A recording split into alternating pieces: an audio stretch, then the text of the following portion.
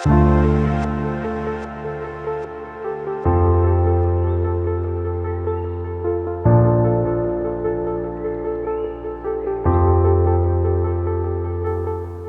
मत्ती के सुसमाचार अध्याय 6 पद संख्या 33 में प्रभु यीशु कहते हैं, तुम सबसे पहले ईश्वर के राज्य और उसकी धार्मिकता की खोज में लगे रहो और सब कुछ तुम्हें यूं ही मिल जाएगी। ख्रिस्त में मेरे प्यारे भाइयों बहनों, आज हम वर्ष के 7वें सामान्य रविवार में प्रवेश करते हैं।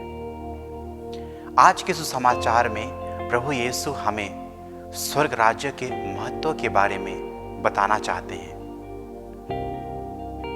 आज के सुसमाचार में स्वर्ग राज्य की तुलना 3 दृष्टांतों से की गई है। पहला, स्वर्ग राज्य खेत में छिपी हुई उस खजाने के सदृश है। दूसरा, स्वर्ग राज्य उस बहुमूल्य मोती के सदृश है। और तीसरा, स्वर्ग राज्य उस जाल के सदृश है जो कि समुद्र में फेंक दिया जाता है और बहुत सारे मछलियां बटोरती हैं और मछुआरे अच्छी मछलियों को चुन चुन कर बर्तन में रखते हैं और रद्दी मछलियों को फेंक देते हैं। ख्रिस्त में मेरे प्यारे ख्रिस्त विश्वासियों, इसीलिए यीशु ख्रिस्त संत मत्ती के सुसमाचार अध्याय 6 पद संख्या 33 में कहते हैं, तुम सबसे पहले ईश्वर के राज्य और उसकी धार्मिकता के खोज में लगे रहो और ये सब चीजें तुम्हें यूं ही मिल जाएगी। इसी प्रकार आज के पहले पाठ में हम राजा सुलेमान और उसके राज्यकाल के बारे में सुनते हैं। राजा सुलेमान एक बहुत ही बड़ा विद्वान राजा था।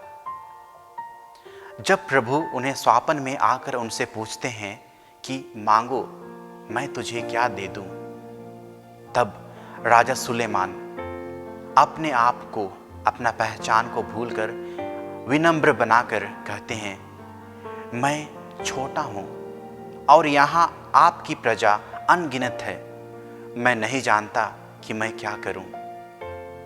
हम वचन में पढ़ते हैं राजाओं का पहला ग्रंथ अध्याय 3 पद संख्या 9 में, अपने इस सेवक को विवेक प्रदान करने की कृपा कर, जिससे वह न्यायपूर्वक आपकी प्रजा का शासन करे और बुराई तथा भलाई का पहचान कर सके।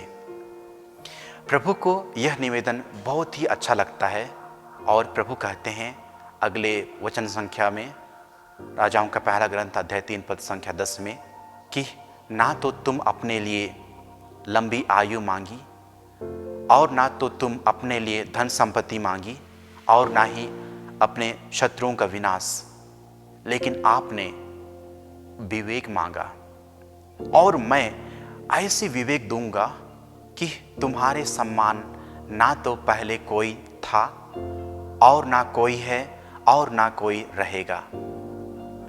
इस प्रकार से प्रभु उसे विवेक के साथ में संपूर्ण धन संपत्ति उसको दिया और वह इतिहास में एक बहुत ही बड़ा विद्वान राजा बन गया। इसीलिए संत पौलुस रोमियों के नाम पत्र अध्याय 8 पद संख्या 28 में कहते हैं, जो लोग प्रभु को प्यार करते हैं और उनके विधान के अनुसार बुलाए गए हैं, ईश्वर उनके कल्याण के लिए सभी बातों में उनका सहायता करता है।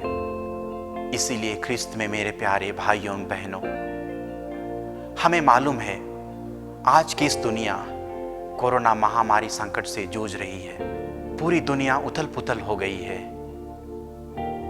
कई लोग इस महामारी से संक्रमित होकर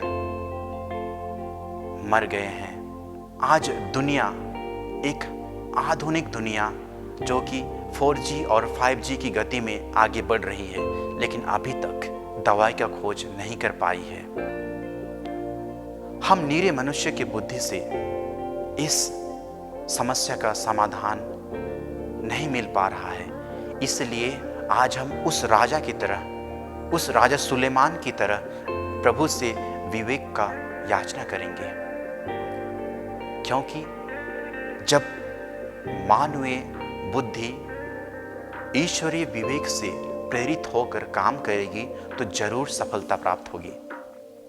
इसलिए मैं आप सबों से आग्रह करता हूं कि आप अपने घर में या तो किसी समुदाय में जब प्रार्थना करते हैं तो इस विशेष मतलब को याद करते हुए प्रभु से प्रार्थना कीजिए और पवित्र आत्मा से आग्रह करते हैं कि वह अपने सारे वरदानों से, अपने सारी शक्ति से, अपने सारी सामर्थ्य से हमारे विद्वानों को और वैज्ञानिकों को आलोकित कर दे, ताकि वे इस समस्या का समाधान करने हेतु उस दवाई का खोज कर सकें।